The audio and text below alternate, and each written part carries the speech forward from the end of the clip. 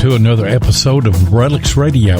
This is a family-friendly show, so the entire family can join us as we talk metal detecting, relic, and treasure hunting. You can also call into the show at 270-495-0315 or join in the chat and post any comments or questions you might have. RELICS Radio is available live on the Spreaker app, but it's also archived wherever you get your podcast. You're listening to RELICS Radio.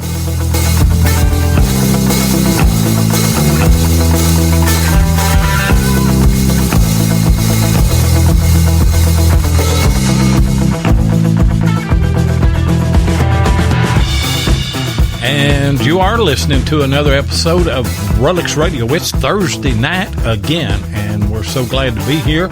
Hope that you are safe, that nobody has the virus, and I think we see the light at the end of the tunnel. Some of the states are beginning to open up, and we will see how that works. But I tell you what, you are free and clear here tonight because we've disinfected every mic, the board, all the computers, everything. We are clean of the coronavirus, so you can just put your ear right up there to the edge of it and not worry about it at all. And I'm Diggin with 7, and I'm joined by DK out of Denver, Colorado. What's going on tonight, DK? Hey, 7, how you doing tonight? Oh, doing good. That SM58 sounding good there tonight with you. Yeah, I'm on a new mic tonight, so giving it a shot, and all the tests I did with it sounds really good. So hopefully, I don't have my ears plugged into the mic, so I can't actually have no feedback of what's going on and how it's sounding out there. So I got to trust you until I listen to the playback there. Yeah. Well, it's really good. I tell you what, I've got 3 or 4 SM58s that I've probably had for 25 years. We use them on the road. Well, I use them on the road now when we're doing remote shows, but I used them on the road back whenever I played music. And I tell you what, they are a beast. You can take the band bus and run over one of them and still use it that night. Yeah. It looks like it's pretty indestructible, I tell you. It's a lot different than my condenser mic, that's for sure. Yeah. And it noise cancels off the outside. Not quite as much as this Howe PR40, but you're not talking about the money of that either. So I guess everybody is well with you? Yeah, on my end, yeah, everyone's well. Everyone's doing really good. Everyone's back to work and plugging right along. You know, they're still doing that stepped release, that stepped stay at home. You know, releasing the restrictions here and there, and it kind of seems almost like we're back to normal right now. Except, of course, the restaurants aren't open and stuff like that. They're still doing deliveries and such. But yeah, for the most part, everything's good. Yeah. Well, not so here in my county and in Kentucky. Here, we're still kind of in the lockdown phase. All the restaurants are still closed. You can get carry out, but most of them decided not to do that because they just weren't getting enough. They weren't getting enough business to do it, and so most of them just completely shut down. I'm looking forward to everything kind of getting back to normal, unless we jump the gun on this. And Mark Cartman said extended 30 more days in New Jersey. That is a dense state, and it was a state that is hit hard, Mark, as well. I saw that in chat, so that's probably not a bad idea. And I think that indoor arenas and things like that with, say, basketball and things where you're in closed churches, I think are probably going to linger on a little bit with this. quarantine and this lockdown. We'll just have to see how everything goes. And right. And speaking of the chat, I was looking in there. It looked like Ohio Relic Hunter was the first one in, and followed by Bill Hayes and Dennis Gretencourt's in. Elusive's in the house. Looks like Nelson Saunders. We got Airmet Tango's in here. Braden, of course, joined us. We got Wes Stringer in the house. Wes, how you doing? And Mark Cartman. Mark Cartman. What's up, dudes? That's a good one. Larry Stevens also. And, a bunch of great people popping into the chat already tonight. Yeah, and glad to have every one of them. There's no doubt about it. If it wasn't for those guys, we wouldn't do what we're doing. I guarantee you, because it's a lot of fun, but it wouldn't be very much fun if it was just me and you. And the great guest also that we have on, and we got two guys that I've had the pleasure of hunting with, and I guess that you can say the same thing. So DK, go ahead and bring these guys on. Right, yeah, the guys coming in tonight. Some of my favorite guys out there in the metal detecting community, and also in the YouTube community. I had a chance to spend a week with them over in England as well. I know we just had Nugget on last week, and we were talking to him as well about the England trip. And these guys were 1/6 of the Dirty Dozen. I'm telling you. I want to welcome to the show Jeff Plugmaster Ford and Missouri Mike Clutter. Guys, how you doing? We're doing good, DK. Thanks for having us.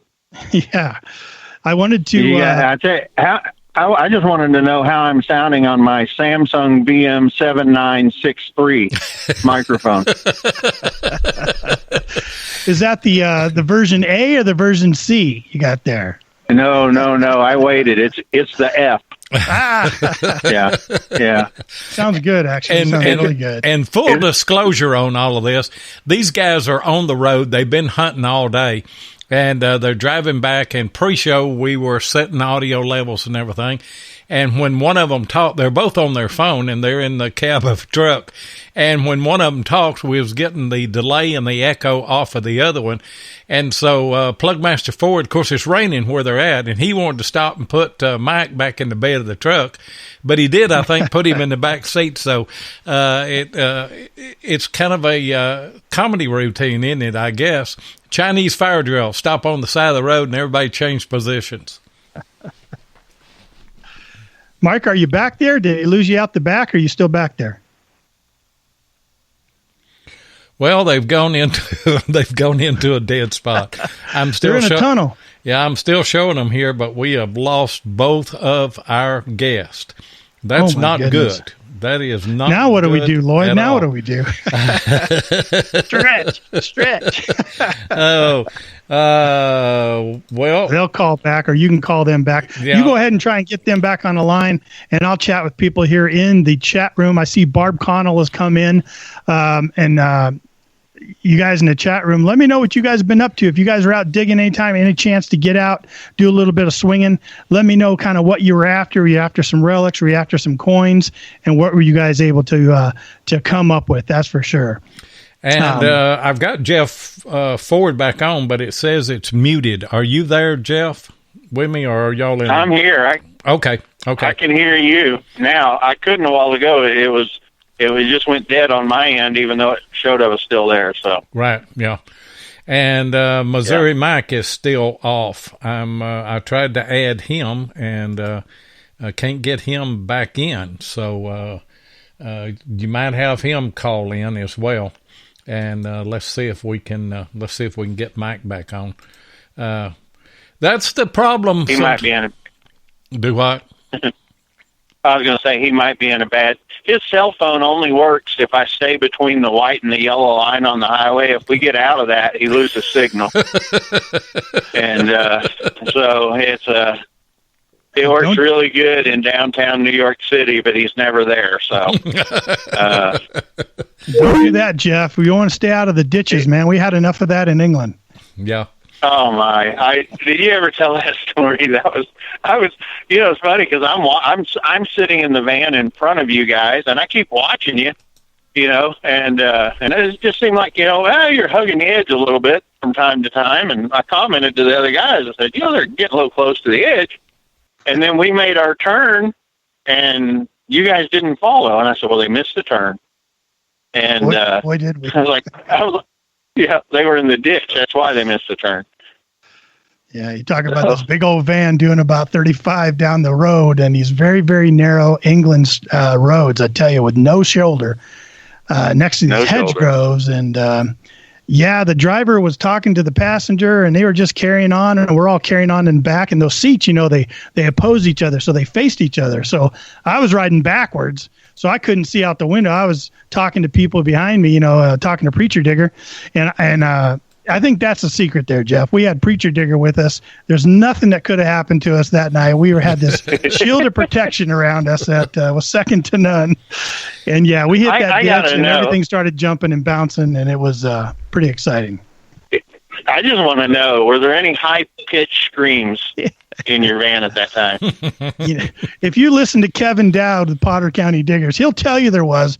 He'll tell you I was screaming like a little girl and I was holding his hand, but I don't remember that at all. Mm-hmm. And I think we've got Missouri Mike back on. Are you there, Mike? Can you hear us? I am. Okay, yep, good. I made it back. The gang's all here then. That's great. Yep. Awesome. Stop right where you are. are. We're on top of the hill. Okay, stop right there where you are. Pull off and sit there for an hour and a half, and then you can go on home. Hey, guys, how'd the hunt go today? It was pretty rough. We didn't. We got on some really nice permissions. Two of them were really old, and old for us isn't really old for you guys out east. For DK it'd be really old, being in Colorado. But we got on some really good permissions that were just absolutely loaded with trash, and it was just, it was just hard to get through. We didn't find a silver coin one today. And that hadn't happened in quite a while. So, did you find any Wheaties? Who's the Wheatie king today? Loy, do you even need to ask that? It's either you got to wait for the video to come out, or Mike. Why do you let him do that to you, Mike? I don't know. I just let him beat me just so he makes him feel better. He only beat me though 2-1, so it was really close. Yeah. Well. Yeah.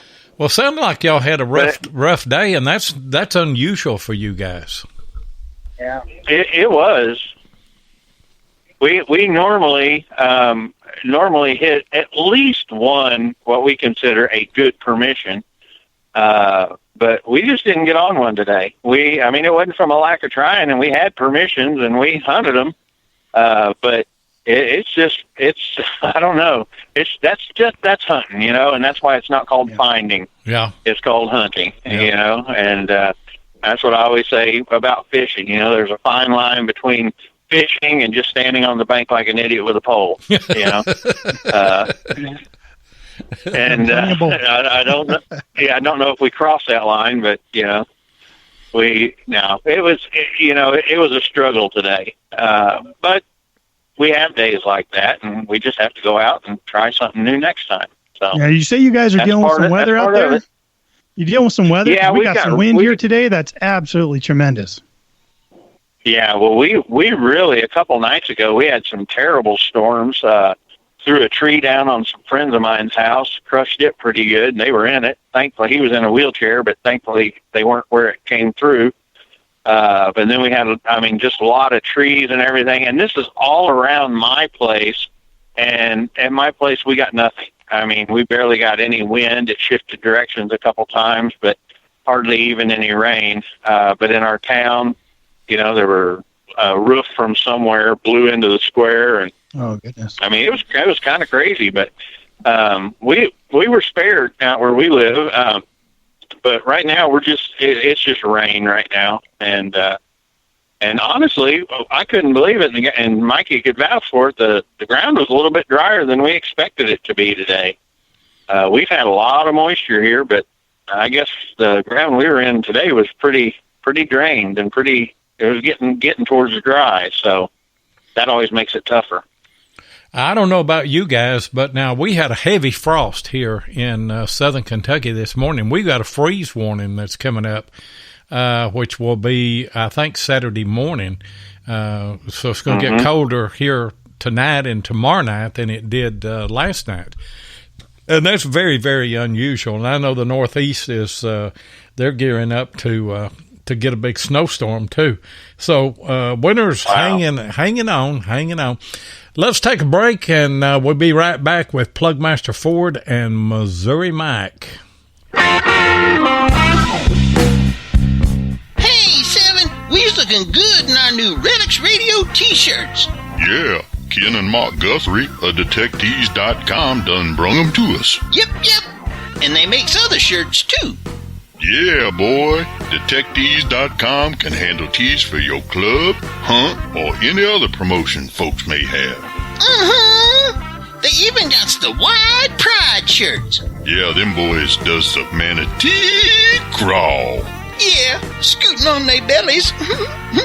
That's what I said. The manatee crawl. Looks like slugs eating jelly. So whether you hunt horizontal or vertical, tell the folks where they need to go, TJ. www.detectives.com.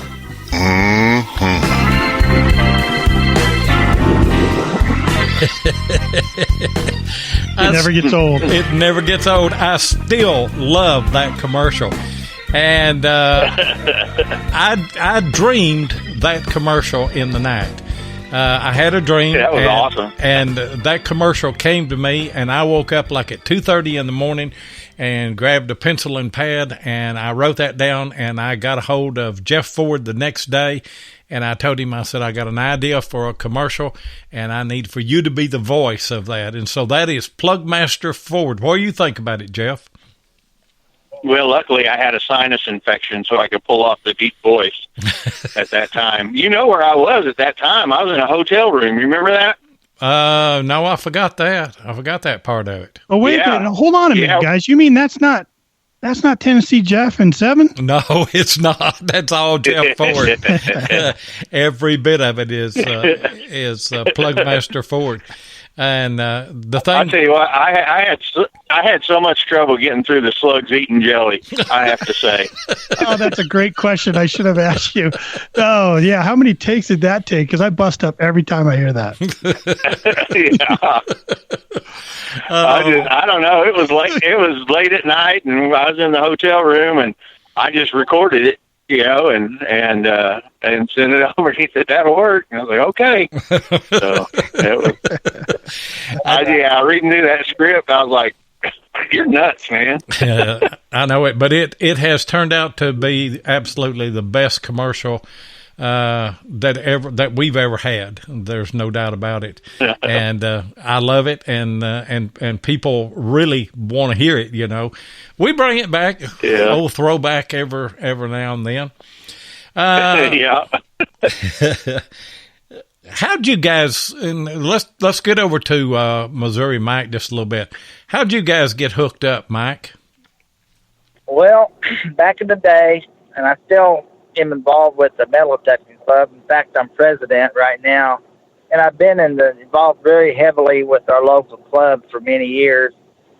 About 6 years ago, Jeff came to one of the meetings, and he kind of sat out there by himself, didn't have anybody around him, and I kind of felt sorry for him. And so I looked at him out there. I thought, this guy kind of looks like he's a little different. He's got something going on. So I thought, well, I'll just give him a call. And I called him one day and asked him if he wanted to go hunting through the week there. And, boy, he showed up pretty quick. And, we had just started doing the door knocking thing about that time. And so, of course, I buffed up, and I thought, man, there ain't nothing to asking permission to these houses. So first house we go to, knock on the door, and boom, it's a no. I said, that didn't work out very good. So anyway, we got on some other stuff that day, and boy, we really took off and found some good stuff, and kind of took off from there. So. And ever since then, we've been the best of friends. So I kind of know what he's thinking before he thinks it, and he kind of knows what I'm thinking before I think it, I think. So. Is that the way you remember it, Jeff? Well, there were parts of it. No, honestly, I had seen Missouri Mike's video on YouTube. I joined the club, and a friend of mine had said, he goes, hey, this guy's got a YouTube channel, Missouri Mike. He said, I've been watching. He's in the local club here. And so we went to a meeting and went good. And then so the next month I went back and was by myself that time. And I got to talking to Mike, and I told him, I said, I noticed you've been finding a lot of Indians lately. And I said, that's something I haven't found yet. And this was, 6 years ago or whatever. I hadn't found an Indian yet. And I said, if you ever wanted to hunt, let me know. And so he gave me a call, and we set it up, and we went, and I still don't know what he's thinking, despite what he says that I know what he's thinking. I don't think anyone could predict what's going to come out of his mouth ever. But, we honestly, we just meshed together so good. I've always told my friends, I said, you know what? Any expectant parent needs to spend the day with Missouri Mike, and so they can learn patience for when they have children. Because you're going to wait on Mike, and you learn. You know what? He has really helped me a lot as far as, what's the big deal? Why do we need to be there 2 minutes ahead of time when we can be there 5 minutes late? Right, Mikey? That's right. I never get in a hurry. I always take my time, and I'm never the first one in the yard, and I'm never. It's so much. When me and Jeff hunt together, it's like, I want him to find stuff as much or more than I do. And that is truly said, because I'm out there to have a good time, and we all find good stuff. We all find stuff. And just the friendship and being out together is really a blessing to have a great friend like Jeff. That's for sure. It definitely shows on camera, you guys, the chemistry between you two, the camaraderie, you can definitely tell. And, I've been trying to get over there in Missouri to dig with you guys for a couple of years now. And who would have known the first time I get together to dig with you, it'd be over in England.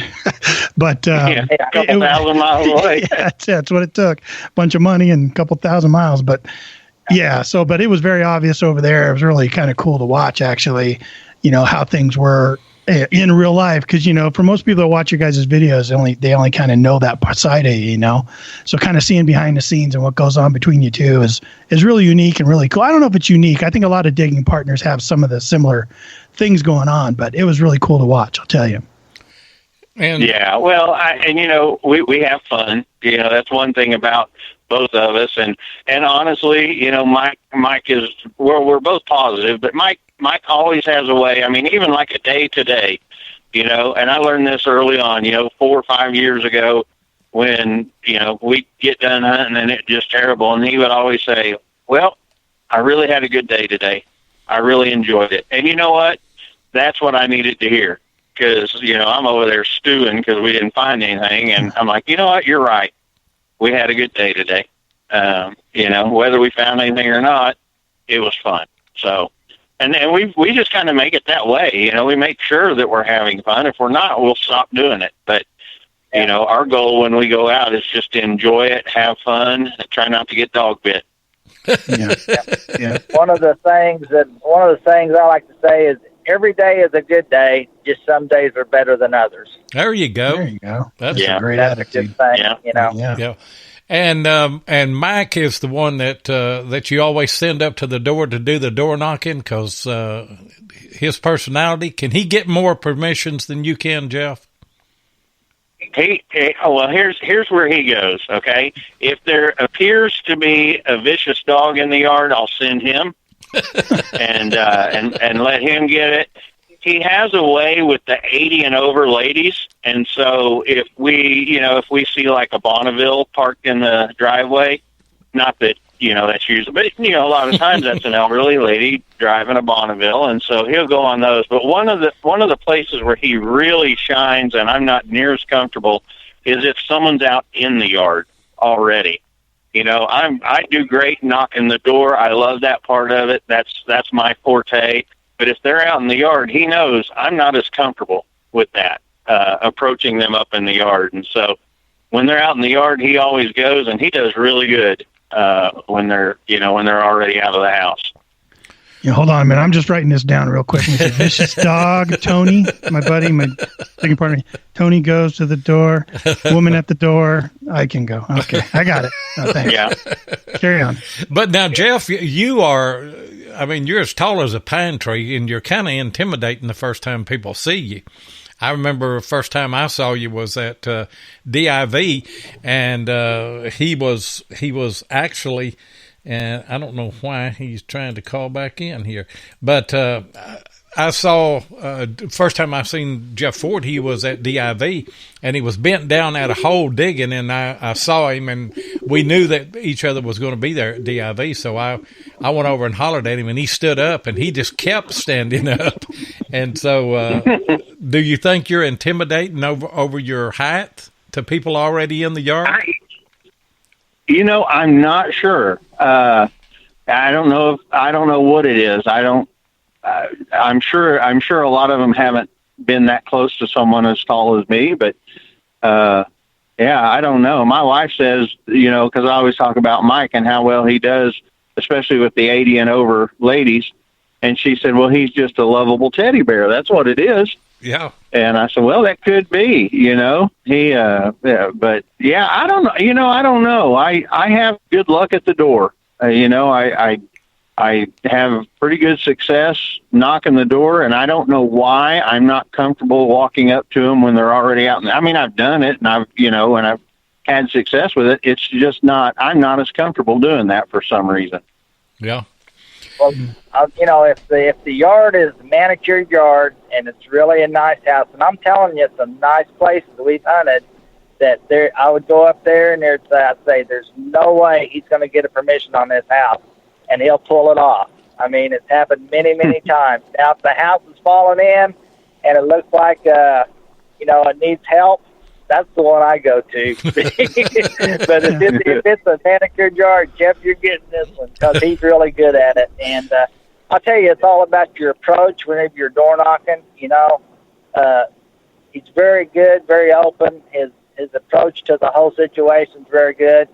And I would say Jeff probably hits 95% yes on door knocks, and I'm probably in the 80s, but he's definitely a 95%er for sure. We get turned down very, very little, and most of the time it's even when we are turned down, it's either I rent the house or I don't own it, or there's an excuse there. It's never just hardly ever no. It's always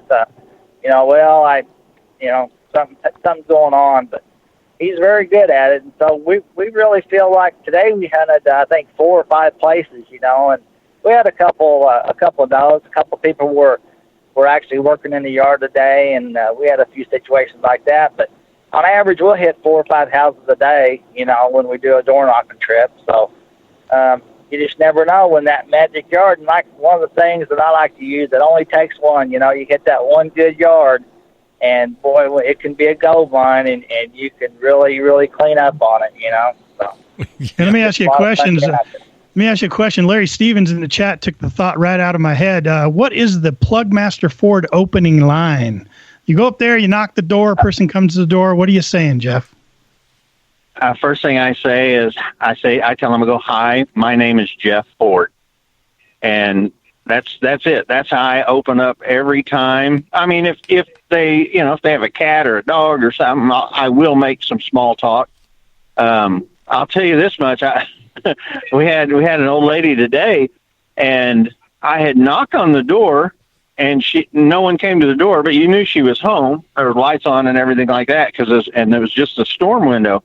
Well, I leaned up to push that doorbell, and she popped around the corner at just the exact time that I was about to touch that doorbell, and this doorbell had a little bit of a hole in it, and so I was always afraid, that maybe it'd shock you because you see the wires and stuff.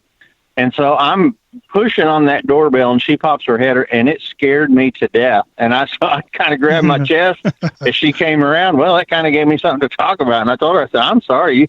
You just scared me to death. And so that was kind of an icebreaker. And I've had that happen a few times. If I can hit them with something, people like to talk about themselves. And that's one thing that, if you can flatter something or hey, I love your park bench is really cool that you have, whatever, most of the time it's not necessary. Mike can tell you the other day, boy, we had a permission that I really wanted. Both of us did.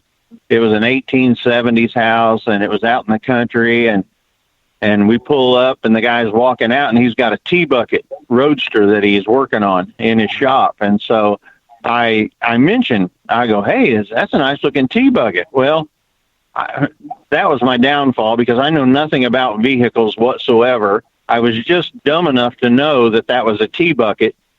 And so now he thinks I know all about T-buckets because I called it out. And so he brings me into the garage, and 20 minutes later and a no, I'm sitting there learning about his T-bucket and how he put it together. So,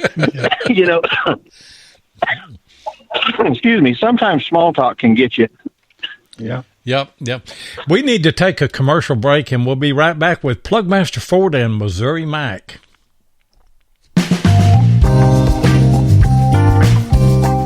I'm excited to announce that Tim Henderson of Murray Branch Outdoors has rejoined RELICS Radio as a sponsor. As a multi-line dealer, Tim carries several brands of detectors and accessories, and he's ready to serve all of your metal detecting needs. I'll give you his contact info in a minute. So why did RELICS Radio go back to Tim Henderson as our dealer sponsor? 3 very important reasons. First, I often hunt with Tim, so I know firsthand that he uses what he sells, and he prides himself with great customer service and support. Second, Tim goes the extra mile in helping the new detectorist determine exactly what they need to get started. He will not try and sell you some high-priced product if that's not what you need. And at the same time, Tim can serve the seasoned detectorist with their upgrades or new product questions. And finally, Tim won't leave you hanging after the sale. He's just a phone call away for any questions or specialized training needs. So, you can call Tim directly at 615-948-4611, or you can email him at tjhenderson@comcast.net.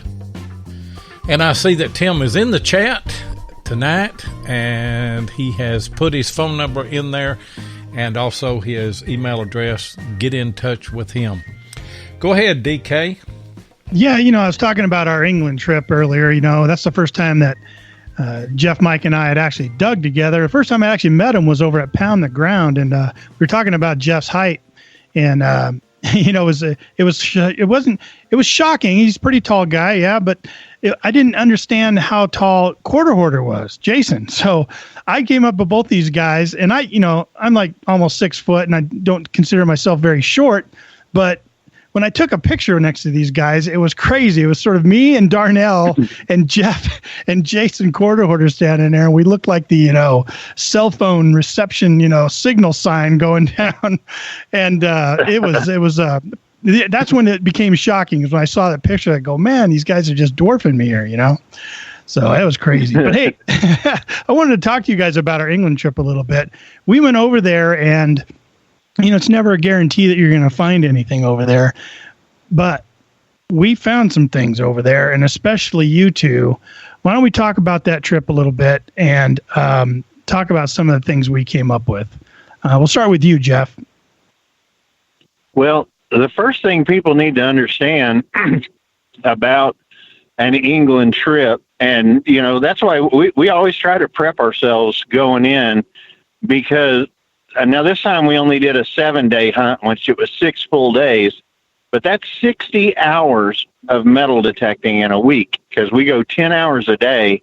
And, it's incredible. It's field after field after field. We kind of pick a field and go to that, and you just spread out and you get after it. Now, it's a lot of digging. And last time when Mike and I went last time, there were 6 of us went, and I did everything wrong as far as digging holes. I dug holes like I dug them in yards. I would pop the plug, I'd hit my knees, I'd go down and recover. And And if you think about how many holes, DK, what do you think you dig? 300 holes a day minimum? Yeah, at least 300. It was just a ton. Yeah. I mean, so you're looking at 6 days, you got 1,800 holes. If you're up and down, and I mean, and we did a 10-day hunt last time, so it was even more than that. And by day 7, 8, and 9, I mean, we were all absolutely hurting. But I got to watching some of those guys who weren't complaining like we were, and I realized that they weren't going up and down. You know, they were doing everything from their feet. And so that was one of my goals this year. And honestly, I really didn't get sore like I did the year before. And so, you know, that's one thing that you really have to, you know, if you're just a casual weekend, every once in a while, once a month digger, England could kill you, you know, if you're doing it right. But the thing about it, there's so much history there. We're talking, you know, over 2,000 years of history. You know, you had the Celtics come in, you know, and then the Romans. I mean, you've had all kinds of different activity in England, especially the area we hunt, which is Colchester, which is the oldest known community or settlement in England. So, you know, there's all kinds of history there. And then you also have to think about not only, you know, where there are people everywhere, and you got to think about crops and things like that were being hand-picked. So there's people out in these fields all the time. But also when the plagues came, you know, people left the city. They left London. They left Colchester, the town, and they went out into the countryside. And they had these kind of quarantine hut, you know, places where they were out and away trying to avoid death from the plague. And so they brought everything they had with them. And then just, you know, trying to hang on to everything while you're out there is quite the chore, I would think, for as long as they were out there. So it's just absolutely littered with history. And, you know, when you're digging there, everything you pull up, for the most part, is older than you will ever find here. You know, it seems like. And that's like, you know, the KG1s, KG2s, KG3s that, you know, we get excited about if we dig over here. And of course, we never dig those here because we're in Missouri. And, but, you know, when we went out with Jason, Mikey dug a KG1 and a KG2. And, you know, it was funny because Jason told me later, he said, you know, I thought he would have been a little bit more excited about the King Georges. And I said, well, he's dug quite a few of them. He goes, oh, in England. I go, yeah. I said, you know, wait till he finds a large cent because that's something he's never found. And then he got one of those, and he was tickled. Yeah, two things struck me about being over there. One was that just any old piece of junk could be something dating back to the Bronze Age. You know what I mean? It can just be amazing. So you don't really want to throw anything away. And then just the sheer amount of land that they put us on and the possibilities and the amount of land we had to cover just blew my mind. I couldn't believe how much land we had to hunt over there. Well, and you know what's funny is there are some guys that say that Chris, who runs the Colchester Treasure Hunting Club, that he plants stuff for us to find. After you've been there, there's no possible way that's true, is there?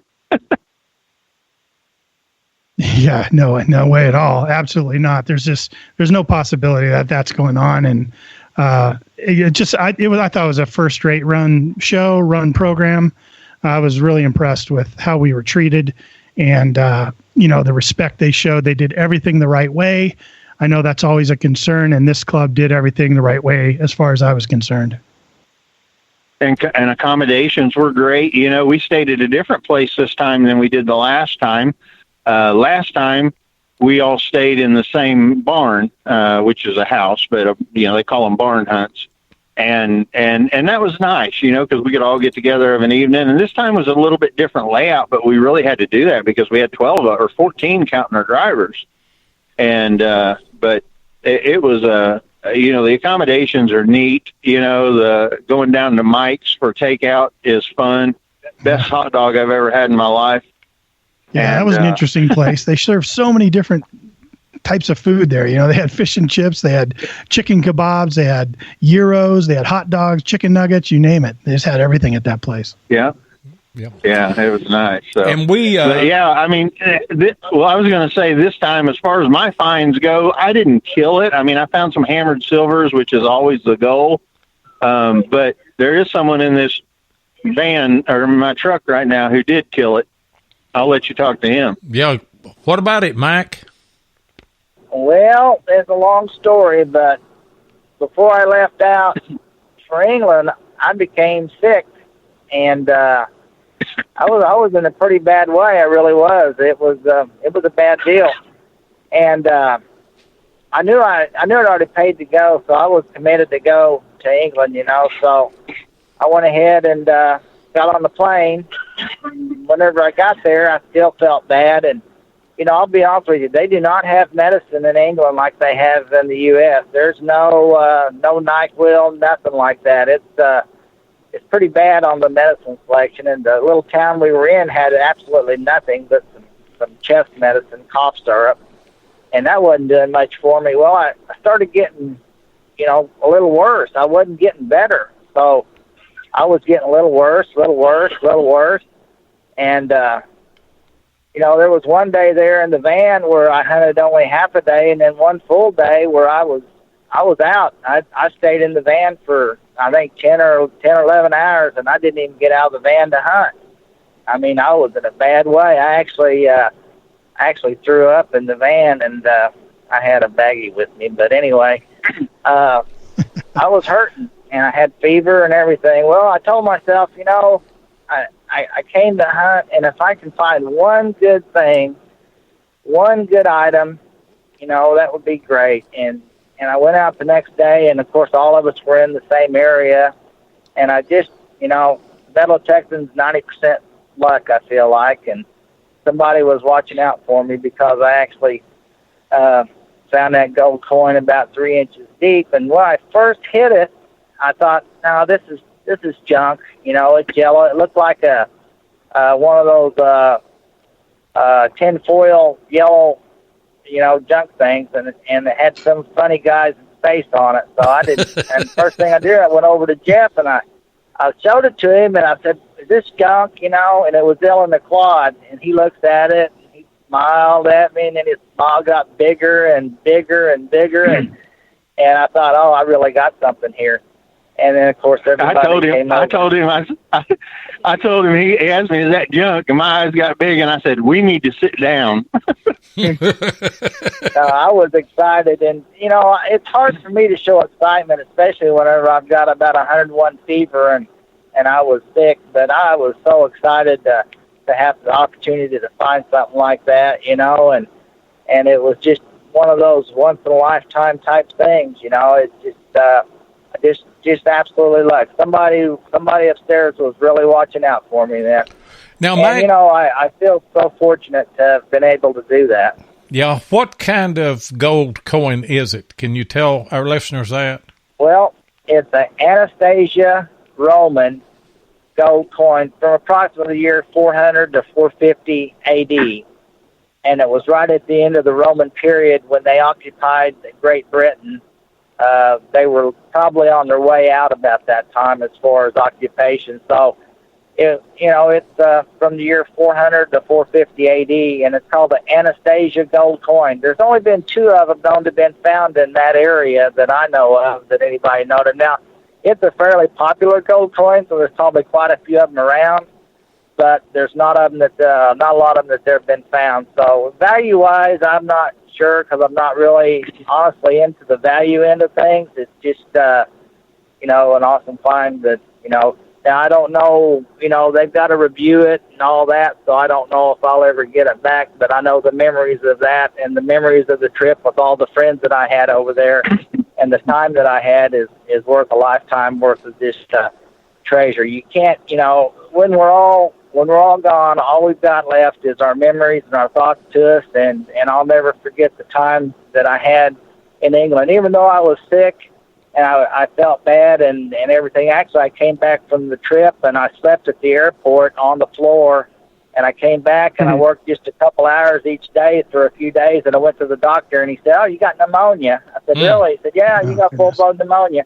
So I was out of work for about a week, so I I got better. But I really, honestly, I mean, I've been sick a lot, not a lot in my life, but I've been sick in my life before, but never like this, because I was sick for a full month. And so, I don't know, it was a bad experience. We all knew you were hurting, boy. We all knew you were hurting and not having a good time. And we were all feeling for you because we could just put ourselves in your shoes. And then when you were able to pull that coin, I mean, like you talk about earlier, you really want your partner to get as much, if not more, than you do. You know what I mean? As far as great finds and such. And right. Everyone felt that way. Everyone was so happy for you. And, Kevin with Potter County Diggers and I, we had our own little separate walkie-talkies on. Separate from the group. We had our own little private ones on, so that just him and I could chat also. And he messaged me on the walkie-talkie, and he says, "Hey, look at Missouri Mike. He's heading over to Jeff. I bet he's got something good." And so I stopped in my track and put my detector down and looked back and watched Mike. I watched you walk like the last 20 feet, Mike. And you got to Jeff, and I saw Jeff go down to his knees. And when I saw him drop to his knees and the big smile come on his face, I didn't even talk to Kevin anymore. I just started heading that way because I knew it was something great. So it was just as good of experience for the rest of us as it was for you. It was awesome. Yeah.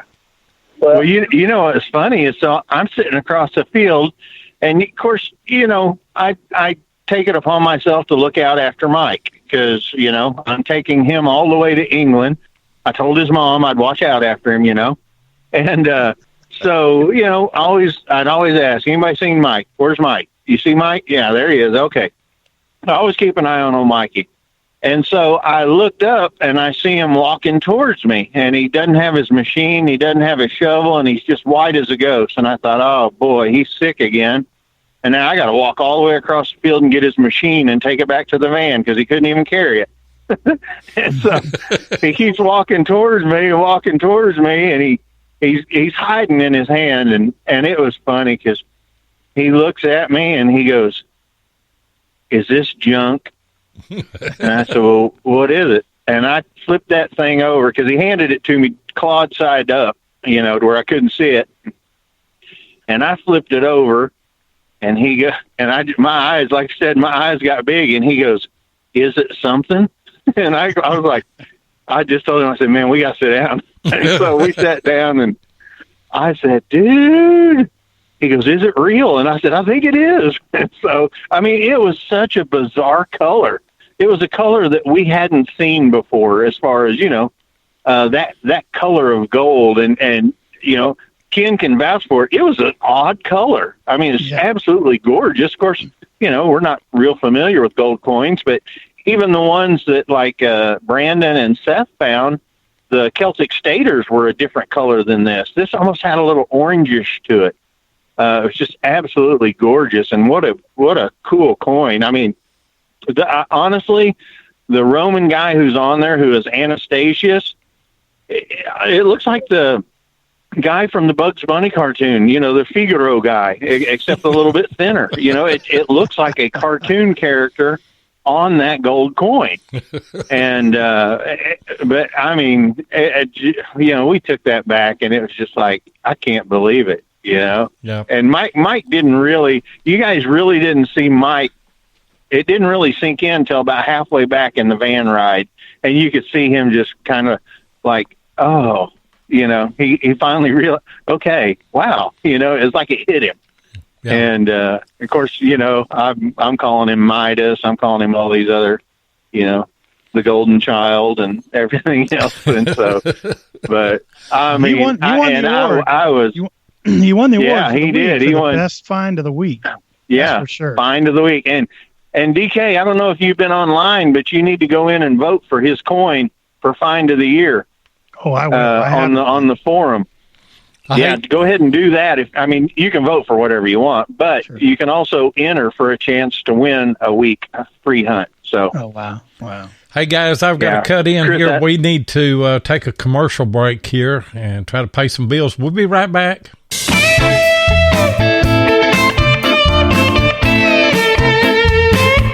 If you want to keep up with what's going on in the metal detecting world, then you need to be a subscriber to American Digger magazine. Butch and Anita Holcomb are the publishers of the magazine. and have won awards for 3 straight years for being the best digger magazine on the market.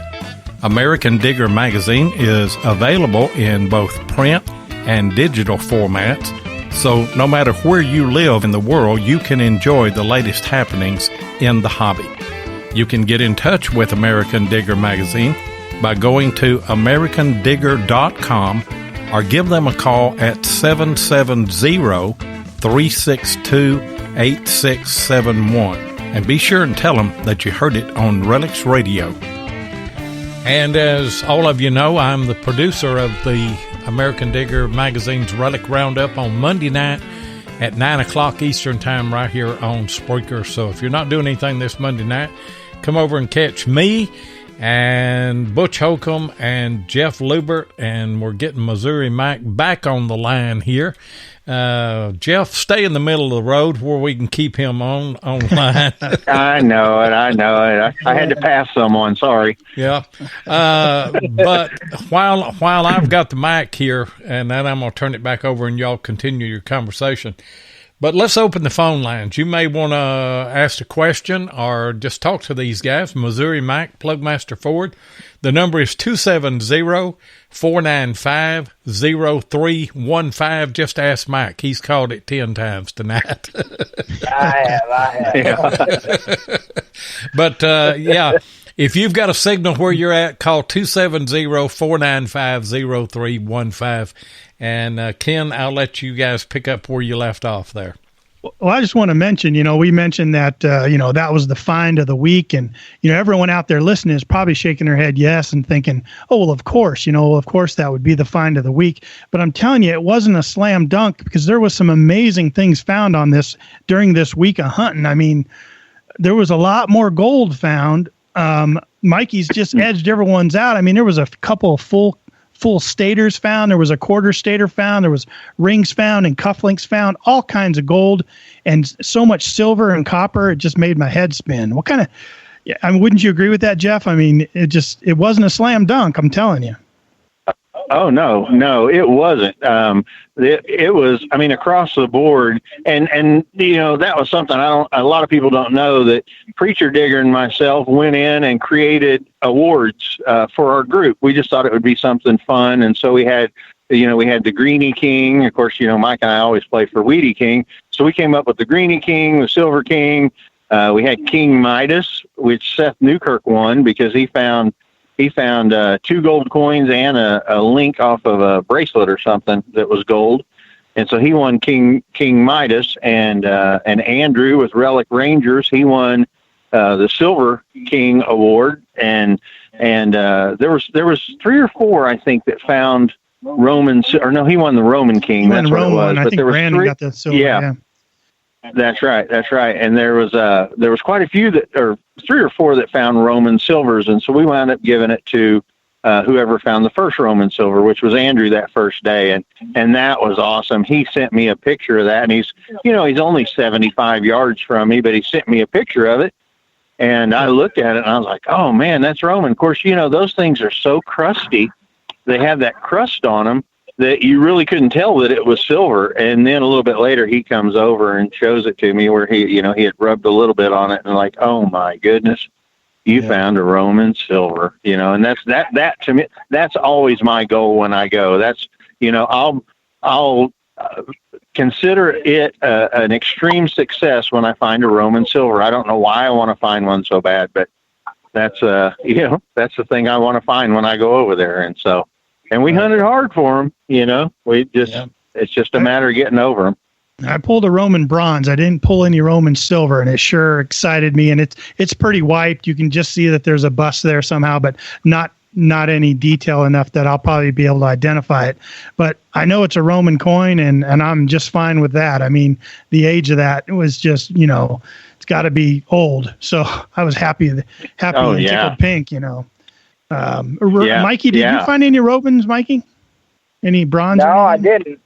No, I only found like 3 or 4 greenies and green pennies, and that was about it. I had very few finds. In fact, if you look at my little baggie full of finds, it was very minimal to what everybody else had. Of course, honestly, I'm not making excuses, but when you're not feeling good, you're not really going after it, and I didn't find a lot, but, I did find something good. But, I mean, I had a great time. I mean, it seemed like it went by so quick. I don't know if it was quick for you, but it seemed like from the time we showed up to the time we left, it was just a blink of an eye. We were in and out. So I definitely want to go back, that's for sure. I mean, I'd like to go back, next year and even after that, because you're never going to get, I say that, you're not very often you're going to get as much history as what you're going to get over there, because that goes back to, Roman, and even before the Roman stuff,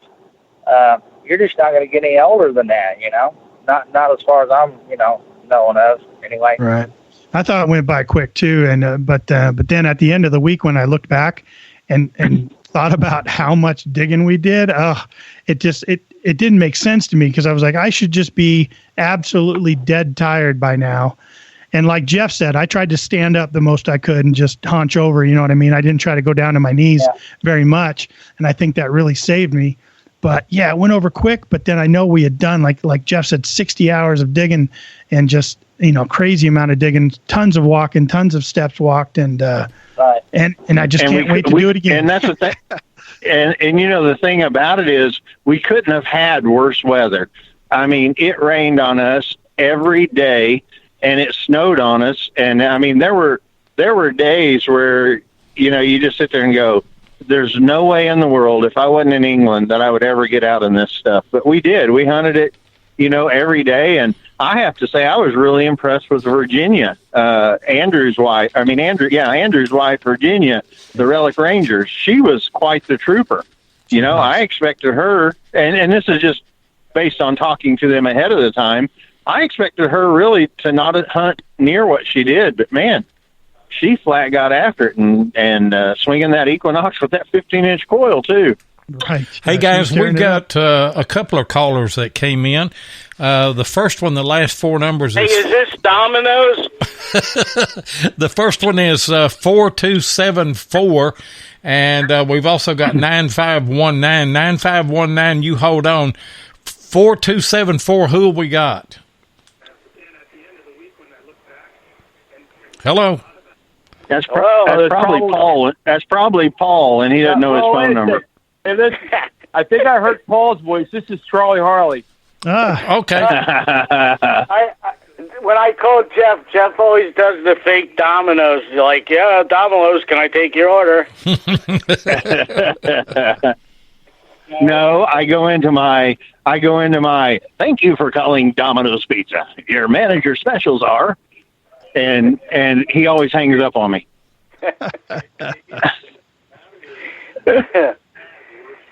So who do we got? We have Paul on? There's Paul. What are you guys up to today? Not too much. Did you guys go digging today? We went out arrowheading a little bit. Did you? Yeah. Come up with anything? And it's funny. That's still something I've never found as an arrowhead. So that's my white whale. Watch Jason's new video. Yeah. I know. I saw you hint around about it today on yours. Mr. Colorblind found the nut finding, what is it, the squirrel finding the nut. Yeah. Exactly. I found my first Native American artifact here about a week and a half ago. I'd never found anything. A scraper. That scraper. It absolutely blew me away, and it's so exciting to find that kind of stuff. Now I want to go look for more. Is Charlie on the line too? He can talk if he wants. Well, I just wanted to say hi to everybody, and Mikey's find the gold coin, that was special, and I just want to congratulate him, and I just feel good you guys had an exciting, fun time in England, and I'm sure Paul will back me up with this. We're wondering if you're ever going to come back to PA and hunt with Paul and I. Well, we are. We're going to get up there. We're just trying to figure out when. We might come up for a month. Okay. I know. Whenever I went out there, I want to appreciate you letting us hunt with you, because I mean, I had one of the best times I've ever had in my life. You know, you put us on some really good stuff, Charlie and Paul. I mean, it was great. Jason, I mean, getting out there and you know, you got to be where the stuff's at. You know, if it's not there, you're not going to find it. And that's just the way it is. But boy, we had a good time when we went out there, and I really appreciate you inviting us out. You know, and we had a great time. That's for sure. It was a great time. And Charlie, yes. Well, I was going to say, I there were a couple times where I just stopped and was staring at your family homestead house. I mean, that place, that place is absolutely incredible. And you guys, of course, Charlie, you come out to Missouri, so you know we're limited on age out here. But you know, just to sit and look at that, and then look at the starter home, and it's just like I just sit there and I go, wow, do you guys know how good you have it? I mean, this is just absolutely gorgeous. I know it. I got a wife, and she kind of, I don't know, the wife might be all right with it. It's the kids that probably want me to stay. They could visit. It's just that I'll be honest, we do have to pinch ourselves and realize how fortunate we are to live in a historical area. We're blessed with being able to find some great things here. So it really made Paul and I and Jason made us feel good that you guys were able to have the opportunity to join in and see what we do here, you know, in Pennsylvania as far as our finds and our colonial stuff. So we were happy that you guys were able to take some stuff back with you. Well, no, that was fun. Say, hello, Mikey, and I hope you're doing good, buddy. So I'm doing good. Feeling a lot better after I got over my cold. It was pretty bad. I mean, I was sick for a long time. Yeah, they said you were really groggy, I heard. So it's good that you're better, man. Yeah. I'm gonna let the older you get, the harder it is on you, you know? Yeah. All right. Yeah, I want to thank you guys for calling in. We really appreciate you guys calling in, Charlie and Paul. Always good to hear from you. I just have one thing to say before I leave. I know if I have time here, I'm not quite sure how this ends, but I remember Jeff, you connected with me about this trip in England that was being set up, and of course we were having a house built at the time, and I mentioned a fellow, Kevin Dowd. He might be a possibility of a guy who might want to go. And it worked out great. I see Kevin down there, and he had a fantastic time. And I really appreciate you, continuing to reach out with him. And he went on that trip. So we talk a lot about it, and it was a great experience for him. So you're to blame. Yeah, I'm to blame. Yeah, he was fun. We all enjoyed Kevin. He was fun. He was always smiling, you know. And how could you not, though? You know. I know. We do get connected now and then. He came down here about 3 weeks ago, or maybe it's been 4 weeks now, and we put him on one of our permissions. And he was only here for a short time, and he found a trime, and it was his first trime. I saw that. He said, "I'm going home. I'm done." So I was really happy to have him find that great coin. So anyway, listen, you guys take care. I just want to call in. I didn't realize Paul was calling in at the same time. That's kind of ironic. Yeah, I was with Paul today. We were looking for arrowheads. We mostly found flakes, arrowhead flakes. We didn't find any arrowheads. But he was with Paul was with Jason and Kurt this past weekend, and they did arrow hunting on my cousin's farm. So I'm anxious to see how those videos turn out, because from what I understand, they found pretty many that day. So we'll see what happens. That's awesome. Well, thanks for calling in, Charlie. We appreciate it. All right. You guys appreciate it, guys. We'll see you, Mikey. We'll Thanks. see you, Jeff. See you, Lloyd. All right, see you guys. Hey, thanks for the call. Yeah. You're welcome. Bye-bye. There's some good folks right there. I tell you what, I enjoy the camaraderie that they have with Jason, with his channel. Those guys are fun. Charlie is just, he loves the hobby. He loves, everything about it. And it's so fun to be around. And Paul has found so much stuff. It's just incredible. And both of them want nothing more than for you guys to find something, that's and I know Paul and Jason, rattle back and forth and joke with each other all the time. But in the end, they both want each other to find stuff, We all have our little competitions when we hunt. Mike and I do it. We do the Wheatie game. And we honestly do want to beat the other person with Wheaties. But, it's not like it's anything of consequence, I mean, they're wheat pennies, so it's not really that big of a deal. We never play the Indian game or the silver game. It's always the Wheatie game because it's fun. Hey, and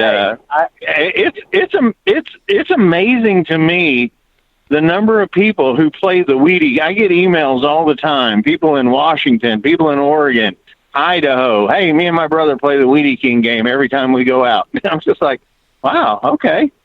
That's pretty cool. But we really do. And there is a trophy sitting right beside me where it will stay because I won today. I think Mikey has something to say about that. I got to touch it last week. Remember that? I got to rub on it last week. I won last week. Didn't I? Yeah. I won last week. He don't talk about those He'll times. remember that. Yeah. Yeah, he wrote that in his diary. Oh, did he? That's in the memoirs then that he won that week? Yeah. That's the once-in-a-lifetime deal there. Hey, I know that the both of you have a lot of different metal detectors, but what are you swinging mostly right now and why? Well, both of us are swinging the Nocta Macro Amphibio Multi right now. I've used the CTX and the Equinox and the AT Pro before that. We've toyed with, different ones. He's had the Deus, and, we hunt a lot in the summer. And Loy, you've used your CTX before, and in the hot and dry, there'd be times where you just wouldn't get the depth you thought you should be getting. And that's we kind of ran into that with the CTX. We'd have these yards where we couldn't get over 4 inches of depth. And, I know I've had people say, well, you just don't know how to set it up right. I'm like, yeah, I pretty much know how the machine works, And so we would, try different things, and it got to the point that we weren't thinking that it was the machine. We were thinking, it was just the soil, something's wrong here. There's nothing over 4 inches because we're not getting any deep targets.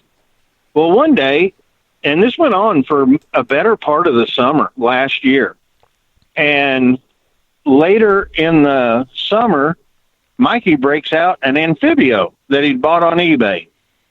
And he said, I go, what's that? And he says, oh, a new machine I'm going to try out. It's supposed to be deep. I was like, all right. And now, mind you, we were in an area where I'm getting 1850s permissions, and me and Mikey are just loving these permissions that we're getting, except for we're not getting much depth. So we're on a good one, and we get out there, and it's the same thing with me with my CTX. I can't find anything over 4 inches deep, and so I pretty much told Mike. I said, Mike, I'm not getting over 4 inches. I said, I'll be ready to go. And he said, really?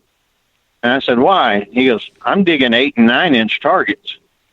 And so I said, And so I said, next time you get a signal, let me know. And so he got a signal, and of course I could hear it on his headphones, and I took my machine over it, nothing.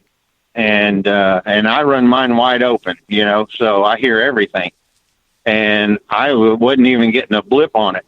And he says, well, it's showing it's like 8 inches. And anyway, he repeatedly did this with me through the day.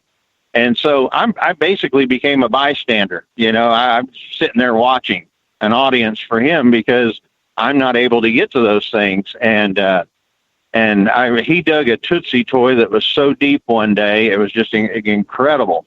Oldest one we've ever found. And so I knew after him taking that thing out that if I'm going to keep doing this, I have to get something deeper. Now, I will say the Multi is not quiet like the CTX is. But it's a super hot machine, and it goes really deep. You have to, it's one of those deals, and I always tell people, It's one of those deals when you go into it, if you don't think you can put up with a little bit of chirping and chatter, you don't want it. But if it's important for you to make sure you're finding everything that you can find, then it's the machine for you. And that's why I tell people the number, with the CTX, the numbers lock on. If you had a 1244 signal, it'll stay 1244. Well, the Amphibio jumps around a lot because the processors are so stinking fast, and it's pulsing out so deep that every time you move that thing, it's registering a new number from a different angle on that target. And so it's unlike anything I was used to, but the results and what I'm finding, the first time I took mine out, we hooked up with Wes Stringer, Mike and I did, and we went up north. And there was a permission that Wes had hunted a couple times before. And so I get out, and I really don't know what I'm doing with the Amphibio a whole lot. Actually, that was my second time out with it. And I go out, and I get a deep signal just right out of the chute, and about 9 inches, I dig a shield nickel. And this is a place that Wes had hunted with his dad, and then some other people had hunted it. So it had been hunted quite a bit. And then I go down a little bit further, and I dig a 6-inch barber quarter on edge. Wow. And so I knew then, I was like, okay, this machine is doing what I'm hoping it will do. Now, I dig a lot more trash than I do with the CTX. That's what I always tell people. I say, if you got bad knees, the CTX is the one for you, because you can eliminate a lot of the trash you dig. But one thing that I noticed in eliminating the trash that I dig is there were signals that you just don't dig. Like an 1126, 1127 signal, that's something you normally aren't going to dig on the CTX because it's going to be trash. Well, that same number on the Amphibio is a little bit higher, and so I started digging some of those before I first realized, okay, that's where all this stuff falls in. And what I noticed was that I was digging some really cool fobs and other things, tokens. And so it just made me wonder if in my complacency with the CTX, was I skipping a lot of targets? And I probably was. So, but we love the Amphibio Multi. It's it's a beast of a machine. There are things about it that frustrate me, but it's a different horse to ride, and it's a fast horse. And when we're hunting those permissions that when you're hunting a permission, you want to know that, hey, I got everything that was in that yard, or I could reach everything in that yard. And we feel that way with the Amphibio, and that's what's important to us. Yeah, I know here about 3 weeks ago, we were hunting a spot, and lady said, yeah, it's done been hunted quite a bit. And so we said, okay, can we go ahead and hunt there? Yeah, okay. So Jeff's over there, and he pulled 2 barber dives, and they were at least 10 inches deep. Now, the one thing you have to understand about Missouri dirt, it's got a lot of clay, a lot of rock in it. So whenever we say 10 inches in Missouri dirt, that's probably something that in a sandy or looser soil or a different type of soil, you might get 12 inches out of it. So the Amphibio goes super deep. So many of these older permissions now have been hunted, and already been hunted. So what's there and what's left is pretty good targets, but there's not a lot of them, and they're usually where the other machines couldn't get to. So what we've been concentrating on here lately is using a bigger coil, and we've been getting a lot of the better finds that have been 8, 9, even 10 inches deep. And in Missouri dirt, that's deep. I'm just telling you. It may not be deep in different types of soil, but in Missouri dirt, 10 inches is a really, really deep target. Yeah. How is and I know that you guys have got the Simplex, or I think you've got the Simplex. How is it comparing with the Amphibio? Well, I haven't done the update on mine yet, but it's supposed to add like 1.5 inches of depth. It is it's a very smooth machine to run. I would run it more, but what we're hunting a lot of now are places that and when I say the ones that we're hunting are the ones that everyone wants to hunt and everyone has hit, and a lot of them are on the National Historic Registry. And so those are the types of houses that we're targeting. So when we're going into those, we're going in thinking we've got to go as deep as we possibly can. The Amphibio allows that because it does go deeper than the Simplex. Now, it's going to be interesting when they come out with the new coils for the Simplex to see what a larger coil, plus, the update that they just came out with. Be interesting to see what that thing will do. I've got a lot of people I know that have gotten that Simplex that are just, they're amazed with it. And I mean, at its price point, it's a stupid good machine. And, but Mike and I have talked about, using it more and getting out with it more. And we'll pack it with us and some yards, it might be a situation where I'm going to use the Simplex this time. You got to read the yards and you got to know, a lot of the yards we sit there and we go, okay, I need maximum depth here. Probably all we're going to find shallow are going to be nickels and everything else that we're looking for is going to be beyond what someone with their AT Pro or someone with, the Equinox or whatever could find. And so that's kind of what we go after. And so that's why we both of us swing the 13-inch coil on our Amphibios, which is a little bit bigger than the standard coil. But it gets us some added depth and there's a fine balance with that machine. You can run the gain up to where it's a little too hot to where it's not as smooth while you're swinging. And, it's just, there is more effort into running the Amphibio than there is like the CTX or the Equinox, because it is such a hot machine. So there's a balance you have to get to. Ground balancing is very important.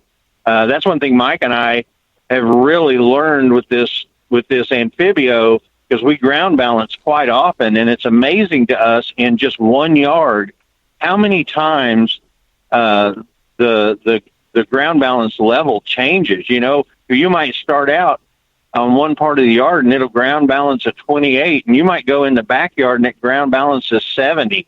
Well, that's a huge difference, and that's a big player in how much depth you get, is how in tune with the ground that you are. And so I always tell people, when they're buying a machine, they ask me, what should I look for? And I always tell them, I go, get something that you can manually ground balance, because that is so vitally important. And I think a lot of people underestimate how important it is just to continually do that. We know with our GPXs, Loy, how often you have to ground balance because the soil is so hot, and how easy a machine can get out of balance with the soil, right, just from, DIVs in Virginia. Well, the soil conditions change a lot in these yards and farm fields as well. And so it's pretty crucial.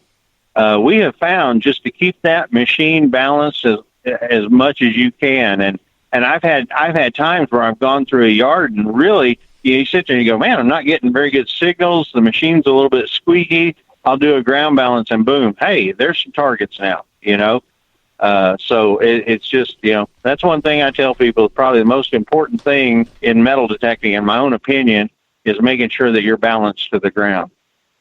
Yeah, it's important for sure. I know that I like to, when I swing my T2, I like to manually ground balance that thing and then actually pump it up a little hot.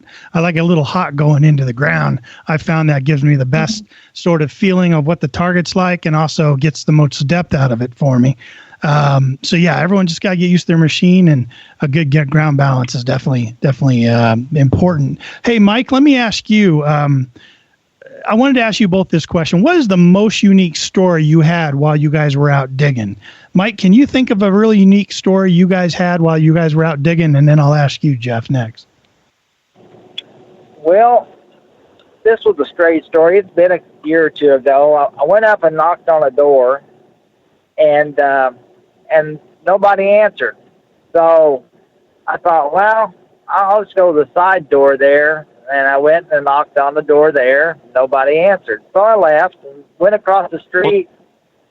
And we had a permission to cross the street. It's kind of a catty corner across the street there. I went over there, and we got a permission there and started hunting. And this guy drives up, and he has a Halloween mask on. Remember that, Jeff? Yeah, Halloween mask on, and it was kind of real spooky because it was like he drove up, and I guess he was related to the person that I'd knocked on across the street. And it really, really spooked me a little bit because it wasn't a very friendly situation that I was in. Of course, Jeff was with me, but here's this guy, and he drives up, rolls his window down, and he's got a Halloween mask on, and it wasn't a friendly mask either. I forget what it was. It was like a goblin or something. So it was kind of strange. He didn't want me to see who he was, and then the police come by. Of course, we've been run off by the police more than once too, by the neighbors calling and stuff. And we actually had a permission one time where we were hunting the yard, and got permission from the lady, and the lady decided she didn't want us there anymore. So instead of coming out and asking us to leave, which we had this happen, some, the police showed up, wanted to know what we were doing. Said, well, we were metal detecting. We had permission, and not anymore. So just took it back. Stuff like that happens, when you're out door knocking and metal detecting. We've had people come home. The wife will say sure, and the husband comes home, or vice versa, and no, I don't want you here. So we've had that happen, quite often. So you like that guy in the mask. I know who that was, Mike. Who was that? It was Wes Stringer, and I actually got him on the phone right now. Wes, you there? Yeah, I'm here. Yeah, that was you in the mask, wasn't it? You can tell Mike now. You can let him in on the little joke. Well, I wasn't going to tell anybody, but I guess it's the cat's out of the bag. I'll let you know it was me, Mike. Yeah, they Okay, I know it was now. Wes, how you doing, man? I'm doing great. How are y'all? doing good, and they spill the beans on you. You're caught red-handed now, Wes. Yeah, that won't never fly again, will it? No, it won't. Wes, you've been out digging with these guys a couple times, haven't you? I have a few times. Yeah. I'll tell you what, it's a lot of fun. You learn a lot. Yeah. And it seems like every time I go, Well, I was just going to say this. Everyone needs a Wes Stringer. And I've thought about let me just say this. Every time Wes goes with us, someone finds a seeded coin. Every somebody time. but me. No, you got that half dime, Wes. That was like a year and a half ago. Well, yeah, and that's why, we ought to rent Wes out. We could probably make a killing. All these people never found a seeded dime. I'll just, hey, Wes, I got you booked for New Hampshire today. I tell you what, we went up north here. I don't remember when it was last fall, and this was the first permission of the day. And Mike, he's buzzing around with that amphibio, and he pops a seeded dime. He covers it up, and then we hunts around a little more, and then he finds another seeded dime, and then he finds was it a Canadian? Are y'all still with him? Yeah. He finds a Canadian dime. What year was it? Like 1874, 5, 6, something like that. Yeah.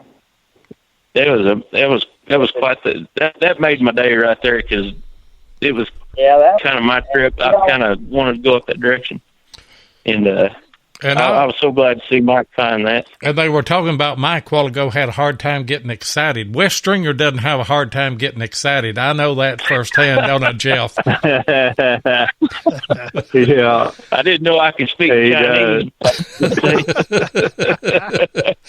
Well, you know what is so funny is, we, of course, getting into Wes's silver hoard, and that's what, of course, not everyone reads all the comments that I get on those silver hoard videos, but people, a lot of people think, this isn't real. You guys aren't even excited. And I'm just like, it was almost 2,000 coins. You want it every time? It was, I mean, we were, Wes can tell you how many times I looked at him and said, Wes, this is just so stupid, I mean, this is crazy. And my question on the deal, and, I put it in the article, was how do you go back to normal detecting from that? And then the next week, I guess, week or two after you guys had found that, I met you in Tennessee, and did a photo shoot, and we finished interviewing and stuff like that, and we went out hunting. And Jeff or Wes, tell them what happened there. Well, guy pulls up on a four-wheeler. Me and Tennessee Jeff and I, this guy told us we could go hunt another place. It's just right across the field. There used to be an old church there, and so Tennessee Jeff and I, we peel off and we go to that other spot, and I was just out there swinging, and I wasn't hearing a thing. And then all of a sudden, I borrowed Jeff's CTX, and it made a pretty nice silver sound, I thought it was. It rang at 1346, and I said, "Oh my goodness!" So I've been using an E-track, and I dug it up, and I seen this silver coin. I thought, it's probably Mercury dime, maybe a Rosie, I don't know. I pulled it out, and it was an 1853 seeded dime with arrows, and that's the first seeded coin I ever found. And I was shaking. I mean, I was shaking like a, dog with a peach seed. And I called Jeff, and I don't even remember what I said. It just came out something. I knew seeded was in there, and I would just like to have been there on the other end listening to myself. Well, we were in another field, and I guess probably a quarter of a mile, half a mile away from them. And all of a sudden, of course, we're hunting with GPXs, and we've got our headphones on and everything. And I just catch out of the corner of my eye, Plugmaster, he's headed my way, and he's got a big grin. He's holding the phone out just a little bit, So I pull my headphones off, and all I can hear is this. It's Wes on the other end, and he's going absolutely crazy. And I said, what's the matter? Is somebody got hurt over there or something? I said, no, he's found a seeded dime with arrows. I had goosebumps too, didn't I, Lloyd? I was like, man, I've literally got goosebumps. It was just incredible. That answered my question right there, was that he could still get excited over something. But these are two great guys, aren't they, Wes?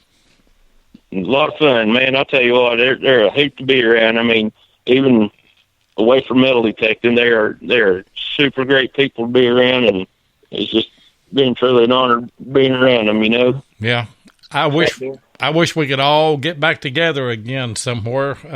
Find us a kind of a central location where we could, and we talked about doing that. We just never have done it. Yeah, we need to. Yeah, that would be a great time. That's one thing. It doesn't even have to be central. We'll come all the way out there to you, Lloyd. I tell you what we need to do. We all need to meet at Riley Bryant's house is what we need to do. That's at Memphis, and that's almost halfway for all of us. Oh, yeah. Somebody needs to tie that boy up. Yeah, somebody needs to put handcuffs on that boy and lock him down somewhere. We'll all show up with Halloween masks on. Yeah. Well, I'll just tell y'all, of course, I know Riley pretty good, and of course, done his homeschool tournament for years. And let me tell you, that kid earns everything that he finds. He is a research fanatic and a fool, and he'll get a lead, and he'll go out there. I mean, of course, he's got youth on his side, and what you don't see are all the supposed camps that he hunted that weren't really there. He's really perfected the craft of, and mind you, he's in just an unbelievable spot too, for Civil War relics. Yeah. But you still got to know where to go, and you got to get the permission. And, him and his dad are both, just really good at that. And it's, I always give kudos to his dad who, from the time Riley was 13, 14, 15, 16, his dad took him all the time, and now of course Riley can drive now, but, his dad flat put in the hours, and that's parenting, that's good parenting. And I've always thought a lot of him for, the effort that he put in, for his son to enjoy what his son enjoys. And Chuck is with Riley at every one of the shows. They've got a table set up, and he supports him 110%. and they're just great people. But he lives in a good area, but you throw him down in South Carolina and he finds something he goes hunting there, and finds amazing stuff. You throw him in at Chattanooga, he finds amazing stuff. He could find a U.S. box plate in any Walmart parking lot. I guarantee you. Just turn him loose. Oh yeah. He actually comes up here to the park. Do what? Yeah, he actually comes up here to the park. We've got a park here in town that I live in, and it had a Civil War battle in it, and it's been hunted for 30 years. And he'll come up to the park, and he'll actually clean up on bullets and stuff there, won't he, Jeff? Yeah, and he got into a trash pit in the park, which is probably a no-no. You probably don't want to dig a trash pit in a city park, but, he couldn't let it go. And he pulled some stuff out, and he's texting me, and I'm going, dude, are you in the park? Yeah. I'm like, okay, all right, get after it, And, but he is, I mean, there's people who have gifts, some people have a gift to be able to just, walk to a good find. Riley is like that. I brought him to a camp up here. Him and his dad came out during one of the tournaments, and I took him out to the camp out here. And we had hit the camp pretty good, but I told him to bring his GPX. I said, let's hit it with GPXs. We've hit it with VLFs, and we got out there, and he was a machine. And I'm honestly just shaking my head going, wow, at everything that he's finding. He probably doubled what I found, and I had a great day. I think I found 3 or 4 buttons, probably 6 bullets and just some other stuff. But, he probably found 12, 15 bullets, 6 buttons, and he found a little bugle hat pin thing. Yeah. And it's not like he's doing anything different. He's swinging the machine just like I'm swinging it. There's just something about him, he's gifted, and there's a lot to that. I mean, I don't understand how it works, but there's some people that can, Mike says that about me with silver coins, that I can just get out of the truck and walk to one. And sometimes I do, He'll go right to them. I mean, Bing, this is like today. We're at this 1846 house, huge yard. Second target, he digs a sterling silver bracelet right out of the hole. And we hunted there another hour and a half. Nobody found nothing but junk. It was unbelievable. I couldn't believe it. So, yeah, he's a silver magnet, Jeffy is. I ain't kidding you. And the Wheatie magnet, too. Yeah. I think what he does is throws his mind back to the time when the house was being built. And let's think about it as a kid. That's what everybody else. Yeah, Mike, you're cutting out now. Over there. There he comes. And find something over there. So, like I say, he's a magnet on that silver. Yeah. Jeff is. Yeah, you were cutting out there. I get lucky. Yeah, just a little bit. Hey, guys, we're out of time. You both have been great guests. I knew that you would be. Always a good time talking with you. And just wish you all the luck in the world. I want you to stay safe. And Wes, you two, looking forward to getting together with all of you guys again. And we'll get Ken to make the trip as well. And we'll all try to get together. Go ahead, Ken. Yeah, absolutely. I want to thank you guys for coming on tonight. Excellent guests. I knew you would be. I really consider you guys friends here in the community, and just really appreciate all you give to metal detectorists all over the place and your camaraderie. It's always been great to watch, and always fun to talk to you on things like this. And hope to make it to England with you again next year. That'd be absolutely a blast. But thanks a lot for coming on tonight, guys. Both Mike and Jeff. And hear from you too. We really appreciate. Yeah, we really appreciate you guys having us on, and just I of course. Now, with RELICS Radio being during daylight hours, it's hard for us to catch the first part of it. But do know we're listening as we're coming home a lot of times. Yeah, I know that you are. And you guys hang on the line, and we'll say our goodbyes later. And we do appreciate everybody coming on tonight, supporting the show. Hit that like button. Share it with your friends. We'll be back here next Thursday night, 8 o'clock Eastern Time. We'll see you then.